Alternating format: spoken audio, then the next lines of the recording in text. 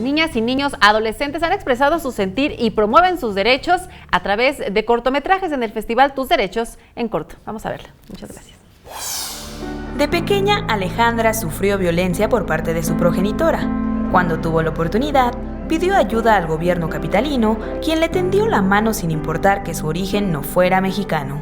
Yo vengo de El Salvador porque tuve un problema de mi familia que fue maltrato infantil. Entonces yo fui y denuncié a mi mamá al DIF. Primero estuve en varios albergues y ya ahorita estoy en Yolia gracias a todo el apoyo que me han dado. Actualmente vive en una fundación para la protección de la niñez llamada Yolia Niñas de la Calle AC, donde además de atender a niñas y adolescentes en situación de calle y en riesgo, ayudan a niñas migrantes refugiadas como Alejandra. Es una casa hogar de puras niñas, de las más pequeñas de 4 años hasta 18.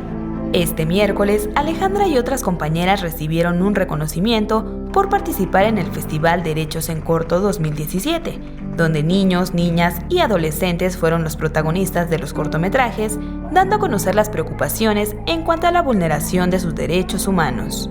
Yolia, Niñas de la Calle AC, recibió el premio al grupo que mejor integró los elementos y características de cada miembro de su equipo en el corto Flores que Migran y El Lunch, donde niñas de diversas edades dieron a conocer historias que les llaman la atención y que han vivido de cerca respecto a los derechos humanos. Se nos dio esa idea de hacer sobre migración y primero íbamos a hacer sobre prostitución, pero dijimos, no, pues ¿cómo lo haríamos si no hay chavos ni nada?